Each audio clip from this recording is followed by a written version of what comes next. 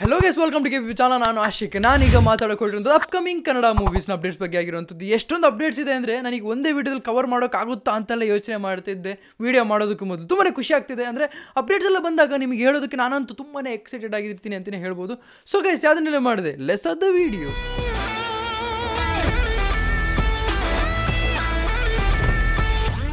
Okay, ಈಗ ಮೊದಲನೇದಾಗಿ ಬರೋದಾದರೆ ಶ್ರೀಮುರಳಿ ಅವರ ಮೂವಿ ಆಫ್ಟರ್ ರಥಾವರ ಆದಮೇಲೆ ನಿಮಗೆ ಗೊತ್ತಿರೋ ಹಾಗೆ ನಾನು ನಿಮಗೆ ಒಂದು ಬ್ರೀಫಾಗಿ ಒಂದು ವಿಷಯನೇ ಹೇಳ್ಬಿಡ್ತೀನಿ. ಉಗ್ರಂ ಆದಮೇಲೆ ಎಲ್ಲರೂ ಏನು ಅಂದ್ಕೊಂಡಿದ್ರು ಸಿನಿಮಾ ಇಂಡಸ್ಟ್ರಿಲಿ ಅಂದರೆ ಶ್ರೀಮುರಳಿ ಅವರಿಗೆ ಇದೊಂದು ಕಮ್ಬ್ಯಾಕ್ ಸಿನಿಮಾ ಆಗಿರುವಂಥದ್ದು ಅಂತ ಎಲ್ಲರಿಗೂ ಗೊತ್ತು. ಅದಲ್ಲದೆ ನ್ಯೂ ಮಾರ್ಕೆಟ್ ಓಪನ್ ಆಯಿತು. ಕಮರ್ಷಿಯಲಲ್ಲಿ ಇಂಥ ಕಮರ್ಷಿಯಲ್ ಯಾರೂ ಮಾಡಿರಲಿಲ್ಲ. ಎಲ್ಲ ನಿಮಗೆ ಗೊತ್ತು, ಪ್ರಶಾಂತ್ ನೀಲ್ ಅವರ ಒಂದು ಡೈರೆಕ್ಷನಲ್ಲಿ ಬಂದಿರುವಂಥ ಸಿನಿಮಾ. ಅದರಲ್ಲೂ ಕೂಡ ಉಗ್ರಂ ಆದಮೇಲೆ ಯಾವುದೇ ಕಾರಣಕ್ಕೂ ಅಂಥ ಸಿನಿಮಾ ತೆಗಿಯೋಕ್ಕಾಗಲ್ಲ, ಆ ಒಂದು ಫೀಲ್ ಕೊಡುವಂಥ ಸಿನಿಮಾ ತೆಗಿಯೋಕ್ಕಾಗಲ್ಲ ಅಂತಂದಾಗಲೇ ರಥಾವರ ಬಂದಿದ್ದು, ನಿಮಗೆಲ್ಲರಿಗೂ ಗೊತ್ತಿರೋ ಹಾಗೆಯೇ. ಸೊ ಈ ಸಿನಿಮಾ ಏನಿದೆಯಲ್ಲ, ಮತ್ತೆ ಈ ಒಂದು ಕಾಂಬೋ ಏನಿದೆಯಲ್ಲ ಮತ್ತೆ ಬರೋಕ್ಕೆ ಕೊಟ್ಟಿದೆ. ಅದರದ್ದು ನೇಮಿಂಗ್ ಇನ್ನೇನು ಜೂನ್ 15ಗೆ ಅನೌನ್ಸ್ಮೆಂಟ್ ಆಗೋಕ್ಕೊಟ್ಟಿದೆ ಅಂತಲೇ ಹೇಳ್ಬೋದು. ನಿಮಗೇನು ಅನಿಸುತ್ತೆ, ಈ ಒಂದು ಫೀಲ್ ಹೇಗಿದೆ ಗೊತ್ತಾ? ಲೈಕ್ ಇವರು ಸ್ಕ್ರಿಪ್ಟ್ ಸೆಲೆಕ್ಷನ್ನ ಮತ್ತೆ ಚೆನ್ನಾಗಿರೋ ಸೆಲೆಕ್ಷನ್ನ ಮಾಡ್ತಾ ಇದ್ದಾರೆ ಅಂತ ನನಗಿಲ್ಲಿ ಕಾಣ್ತಾ ಇದೆ. ನಿಜ ಹೇಳಬೇಕು ಅಂದರೆ ಭರಾಟೆ ಕೂಡ ನನಗೆ ತುಂಬಾ ಅದ್ಭುತವಾಗಿರೋಂಥ ಸಿನಿಮಾನೇ ಆಗಿತ್ತು. ಅದಾದಮೇಲೆ ಅವ್ರು ಮದಗಜ ಯಾಕೆ ಚೂಸ್ ಮಾಡಿದ್ರು ಅಂತ ನನಗೆ ತಲೆ ಒಳಗಡೆ ಹೋಗ್ತಾ ಇಲ್ಲ ಗುರು, ಯಾಕೆ ಚೂಸ್ ಮಾಡಿದ್ರು ಅಂತ. ಆದರೆ ಇನ್ನು ಅಪ್ಕಮಿಂಗ್ ಪ್ರಾಜೆಕ್ಟ್ಸ್ನೆಲ್ಲ ತುಂಬಾ ವೈಸಾಗಿ ಥಿಂಕ್ ಮಾಡಿಕೊಂಡು ತೊಗೊತಿದ್ದಾರೆ. ತುಂಬಾ ಖುಷಿ ಆಗ್ತಾಯಿದೆ.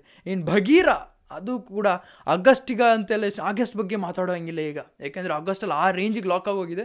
ಅದ್ರ ಬಗ್ಗೆ ನಿಮಗೆ ಮುಂದಿನ ವಿಷಯದಲ್ಲಿ ಹೇಳ್ತಾ ಬರ್ತಾ ಇರ್ತೀನಲ್ಲ, ಅದರಲ್ಲಿ ಮೆನ್ಷನ್ ಮಾಡ್ತೀನಿ. ಸೊ ಗೈಸ್, ಈಗ ಎರಡನೇ ಅಪ್ಡೇಟ್ ಬಂದು ಡಾರ್ಲಿಂಗ್ ಕೃಷ್ಣ ಅವರ ಫಾದರ್ ಮೂವಿ ಬಗ್ಗೆ ಆಗಿರುವಂಥದ್ದು.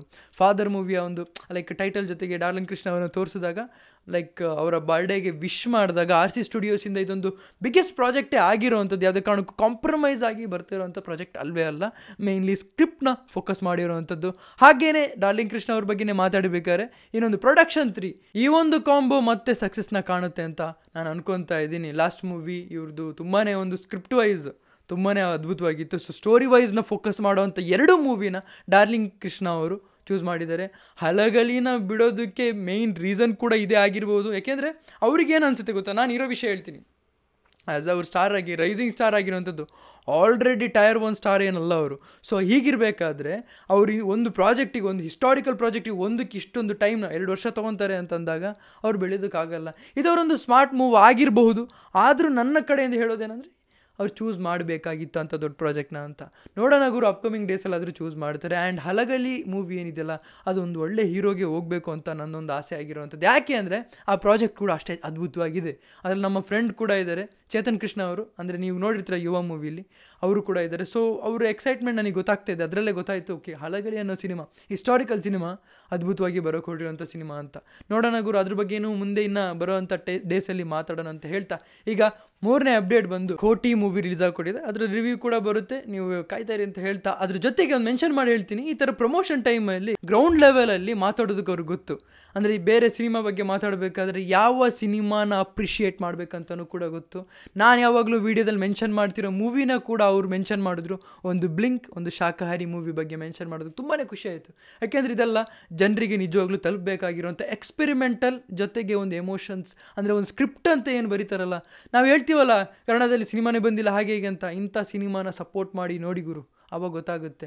ಇದುವರೆಗೂ ನನಗೆ ಮೂವಿ ರಿವ್ಯೂಸ್ನ ಹಾಕೋಕ್ಕಾಗಿಲ್ಲ, ಇನ್ಮೇಲಂತೂ ನಾನು ಬಿಡಲ್ಲ.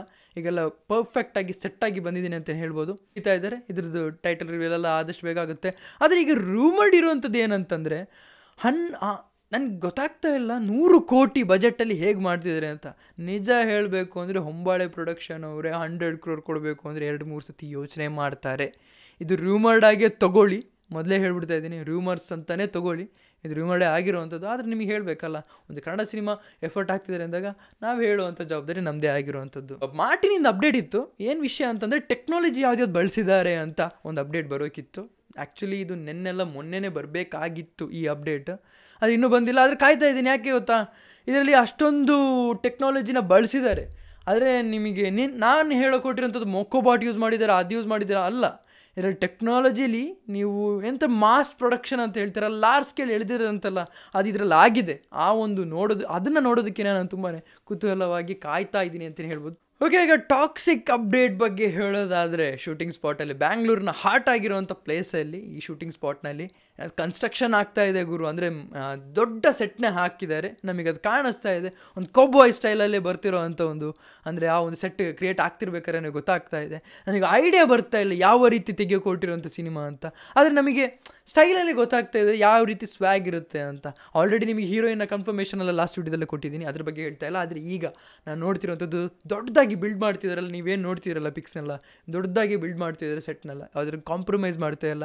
ಆ್ಯಂಡ್ ಅದರಲ್ಲೂ ಕೂಡ ಯಶ್ ಅವರು ನಾನು ಅಲ್ಲಿ ಯಾರದೇ ಡೈರೆಕ್ಷನ್ ಆಗಿರಲಿ, ಅಲ್ಲಿಗೆ ಬರ್ತೀನಿ ಇಲ್ಲಿಗೆ ಬರ್ತೀನಿ, ಇಲ್ಲ ಬಂದು ಇಲ್ಲೇ ಮಾಡಿ, ನಮ್ಮ ಮನೆ ಇಲ್ಲೇ ಇದೆ ಇಲ್ಲೇ ಮಾಡಿ, ಅದು ಸ್ವ್ಯಾಗ್. ಅಂದರೆ ಟಾಕ್ಸಿಕ್ನ ರಾಮಾಯಣ ಮೂವಿನ ಓಕೆ ಅದಾದಮೇಲೆ ದಯವಿಟ್ಟು ಸರ್ ಕರ್ನಾಟಕದಲ್ಲಿರೋರಿಗೆ ಆಪರ್ಚುನಿಟಿ ಕೊಡಿ ಅಂತ ನನ್ನ ಒಂದು ರಿಕ್ವೆಸ್ಟ್ ಆಗಿರುವಂಥದ್ದು. ಆಗಸ್ಟ್ ಪ್ಲ್ಯಾನ್ಸ್ ಬಗ್ಗೆ ಮಾತಾಡೋದಾದರೆ ನಾನು ಮೆನ್ಷನ್ನೇ ಮಾಡಿಬಿಡ್ತೀನಿ ಯಾವ್ಯಾವ ಮೂವಿ ಇದೆ ಅಂತ.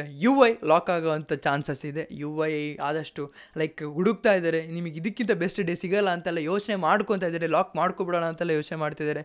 ನಾನು ನಿಜ ಹೇಳ್ತೀನಿ, ಜೂನ್ 10ನೇ ತಾರೀಕು ತುಂಬಾ ಅಪ್ಡೇಟ್ಸ್ ಬರೋಕ್ಕಿತ್ತು, ಯಾಕೆ ಬರಲಿಲ್ಲ ಅಂತ ನಿಮಗೆ ಈಗೆಲ್ಲ ಅರ್ಥ ಆಗ್ತಿರ್ಬೋದು. ಆದರೆ ನನಗೆಲ್ಲ ಕೇಳ್ತಾ ಇದ್ದಾಗ ನನಗೂ ಕೂಡ ಶಾಕ್ ಆಗೋಯ್ತು ಎಲ್ಲ. ಯಾಕೆಂದರೆ ಸೋರ್ಸಸ್ ಪ್ರಕಾರ ನಾವು ಹೇಳುವಂಥದ್ದಲ್ವ, ಟ್ವಿಟರಲ್ಲಿ ಹೇಳ್ತಾ ಇದ್ರು, ಎಲ್ಲ ಕಡೆ ಸೋರ್ಸಸ್ ಪ್ರಕಾರ, ಬಸ್ ನ್ಯೂಸ್ ಪ್ರಕಾರ ಎಲ್ಲ ಇದ್ದಾಗ ನಾವು ಇದನ್ನು ಹೇಳಿದಾಗ ನಿಜ ಆಗಲಿಲ್ಲ ಅಂದರೆ ನಮಗೆ ಬೇಜಾರಾಗುತ್ತೆ. ನೀವು ಕೇಳೋದ್ರಲ್ಲಿ ತಪ್ಪಿಲ್ಲ, ಆದರೆ ನಿಜ ಬೇಜಾರಾಯಿತು. 10ನೇ ತಾರೀಕು ತುಂಬಾ ಅಪ್ಡೇಟ್ಸ್ ಬರೋಕ್ಕಿತ್ತು, ಬರಲಿಲ್ಲ. UIದು ಕೂಡ ಬರಬೇಕಾಗಿತ್ತು, ಅದ್ರ ಜೊತೆಗೆ ಮ್ಯಾಕ್ಸಿಂದು ಕೂಡ ಬರಬೇಕಾಗಿತ್ತು, ಅದ್ರ ಜೊತೆಗೆ ಯಾವುದಪ್ಪ ಅದು ರಣಗಲಿಂದು ಕೂಡ ಅಪ್ಡೇಟ್ ಬರಬೇಕಾಗಿತ್ತು. ಯಾಕೆಂದರೆ ಆಗಸ್ಟಲ್ಲಿ ಇವರು ರಿಲೀಸ್ ಮಾಡುವಂಥ ಪ್ಲ್ಯಾನ್ಸ್ ಮಾಡ್ಕೊತಾ ಇಲ್ಲ, ಯಾಕೆಂದರೆ ಇನ್ನೂ ಇವ್ರದ್ದು ಶೂಟಿಂಗ್ ಕಂಪ್ಲೀಟ್ ಆಗಿಲ್ಲ, ರಣಗಲ್ದಾಗಿರುವಂಥದ್ದು. ಅವ್ರದ್ದೇ ಇನ್ನೂ ತುಂಬ ಮೇಜರ್ ಶೂಟಿಂಗ್ನ ಪೆಂಡಿಂಗ್ ಇಟ್ಕೊಂಡಿದ್ದಾರೆ.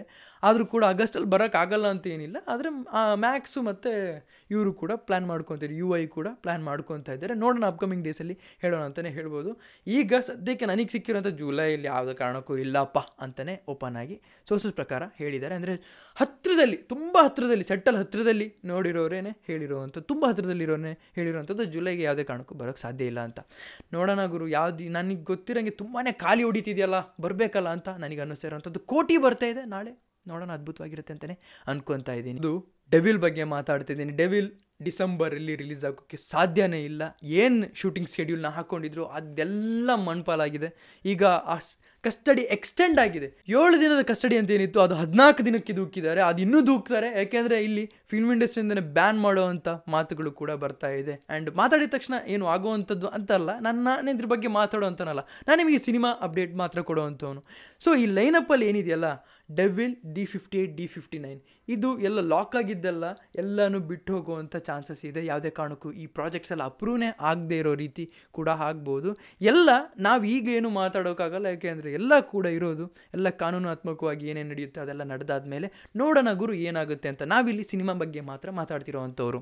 ಈಗ ನನಗೆ ಫೈನಲ್ಲಾಗಿ ಹೇಳೋಕ್ಕಿರೋವಂಥದ್ದು ಒಂದೇ, ಈಗ ಟಾಕ್ಸಿಕ್, ಮ್ಯಾಕ್ಸ್ ಅದಾದಮೇಲೆ ದೊಡ್ಡ ದೊಡ್ಡ ಹೀರೋಸ್, ಡೆವಿಲ್ ಅಥವಾ ಏನಂತಾರೆ ಇಂಥ ಮೂವೀಸ್ ಏನಿದೆಯಲ್ಲ, ನಮಗೊಂಥರ ಹೆಂಗಾಗಿತ್ತು ಅಂದರೆ ಹಾಲಿವುಡ್ ಲೆವೆಲ್ಗೆ ಕೇಳಿಸ್ತಾ ಇತ್ತು, ಟಾಕ್ಸಿಕ್, ಮ್ಯಾಕ್ಸ್, ಡೆವಿಲ್.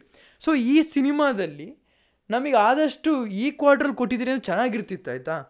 ಏನಾಗುತ್ತೋ ಗೊತ್ತಿಲ್ಲ. ಟಾಕ್ಸಿಕ್ ಮೂವಿ ಅಂತೂ 2025ಕ್ಕೆ ಹಾಕಿದ್ದಾರೆ. ಮ್ಯಾಕ್ಸ್ ಬರ್ತಾ ಇದೆ. ನಿಜ ಹೇಳಬೇಕು ಅಂದರೆ ಸೆಲೆಬ್ರೇಷನ್ ಮಾಡಿ ಈ ಸಿನಿಮಾನ ಕರ್ನಾಟಕದಲ್ಲಿ ನೀವು ಯಾವ ರೇಂಜಿಗೆ ಸೆಲೆಬ್ರೇಷನ್ ಮಾಡಬೇಕು ಅಂದರೆ, ಟೈರ್ 1 ಹೀರೋ ಅಲ್ವಾ, ಸೊ ಇನ್ನೂ ಜಾಸ್ತಿ ಸೆಲೆಬ್ರೇಷನ್ ಮಾಡಿದ್ರೆ ಇನ್ನೂ ಅವ್ರ ಮೇಲೆ ಹೋಗ್ತಾರೆ. ಸೊ ಇದನ್ನು ನಮ್ಮ ಕಡೆಯಿಂದ ಆದಷ್ಟು ಪ್ರಯತ್ನ ಮಾಡೋಣ. ಯಾಕೆಂದರೆ ಇಂಥ ಸಿನಿಮಾ ಹಿಟ್ಟಾಗ್ತಿರ್ಬೇಕಾದ್ರೇ ಗೊತ್ತಾಗುವಂಥದ್ದು ಬೇರೆ ಇಂಡಸ್ಟ್ರಿಗೆ ಕರ್ನಾಟಕ ಇನ್ನೂ ಸೌಂಡ್ ಮಾಡ್ತಿದೆ ಗುರು ಅಂತ.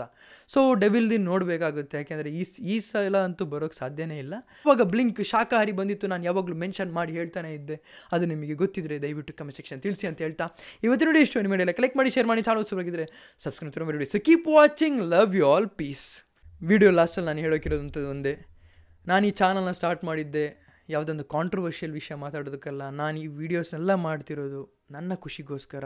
ಆ್ಯಂಡ್ ಆ ವ್ಯೂವರ್ಸ್ ಕಮೆಂಟ್ ಬರುತ್ತಲ್ಲ, ಹೌದು ಬ್ರೋ ಈ ಮೂವಿ ಹಂಗಾಯಿತು, ಈ ಮೂವಿ ಚೆನ್ನಾಗೇ ಇಲ್ಲ ಬ್ರೋ, ಈ ಮೂವಿ ಇಷ್ಟು ಚೆನ್ನಾಗಿತ್ತು ಅಂತೆಲ್ಲ, ಈ ಥರ ಡಿಸ್ಕಷನ್ ಮಾತ್ರ ನನಗೆ ಕೇಳೋಕ್ಕೆ ಇಷ್ಟಪಡೋವಂಥದ್ದು. ಯಾರೇ ಯೂಟ್ಯೂಬ್ ಚಾನಲ್ ಸ್ಟಾರ್ಟ್ ಮಾಡಿದ್ರು ದುಡ್ಡಿಗೋಸ್ಕರ ಅಂತಾರೆ. ಇಲ್ಲ, ಯಾರು ಈಗೆಲ್ಲ ಎಷ್ಟು ಜನ ದುಡಿತಿದ್ದಾರಲ್ಲ, ಅವ್ರು ಯಾರು ದುಡ್ಡಿಗೋಸ್ಕರ ಸ್ಟಾರ್ಟ್ ಮಾಡೋದು ಅಂತಾರಲ್ಲ, ಆದರೆ ವ್ಯೂಸಿಗೋಸ್ಕರ ಅಂತ ಹೇಳ್ಬೋದು. ನಾನು ಅದೇ ಥರ ವ್ಯೂಸಿಗೋಸ್ಕರ, ಆದರೆ ಕಮೆಂಟಿಗೋಸ್ಕರನೂ ಕೂಡ. ಕಮೆಂಟ್ ನನಗೆ ಅಂಥದ್ದೇ ಬೇಕಾಗಿರೋವಂಥದ್ದು. ನಾನು ನನ್ನ ಖುಷಿಗೇ ಯೂಟ್ಯೂಬ್ ಚಾನಲ್ನ ಸ್ಟಾರ್ಟ್ ಮಾಡಿರೋವಂಥದ್ದು. ಈಗ ನಿಮಗೆ ಗೊತ್ತು, ಈ ಥರ ಕಾಂಟ್ರವರ್ಷಿಯಲ್ ವಿಷಯದಲ್ಲಿ ಮಾತಾಡಿದ್ರೆ ಎಷ್ಟು ವ್ಯೂಸ್ ಬರುತ್ತೆ ಅಂತ ನಿಮಗೆ ಗೊತ್ತು. ನಾನು ಮಾಡಲ್ಲ, ಇದು ನನ್ನ ಯಾವಾಗಲೂ ಇರೋವಂಥ ವಿಷಯ ಆಗಿರೋವಂಥದ್ದು. ಮುಂಚೆನೂ ಹೇಳಿದ್ದೆ, ಇವಾಗಲೂ ಅದನ್ನೇ ಹೇಳ್ತಿರೋವಂಥದ್ದು. ನನಗಾಗಲ್ಲ, ತುಂಬ ವಿಷಯಗಳು ಕರ್ನಾಟಕದಲ್ಲಿ ನೀವು ಅಂದ್ಕೊತಿರ್ಬೋದು ನಾನು ಯಾವುದೋ ಒಂದು ವಿಷಯನ ಮಾತಾಡ್ತೀನಿ. ಅಲ್ಲ, ತುಂಬ ವಿಷಯಗಳು ನಡೆದಿದೆ, ಅದು ಯಾವುದ್ರ ಬಗ್ಗೆನೂ ನಾನು ಮಾತಾಡೋವಂಥ ಅಧಿಕಾರ ಇಲ್ಲ. ಸೊ ಗೈಸ್, ಇದಿಷ್ಟು ನನಗೆ ಹೇಳಕ್ಕಿದ್ದು. Piece out.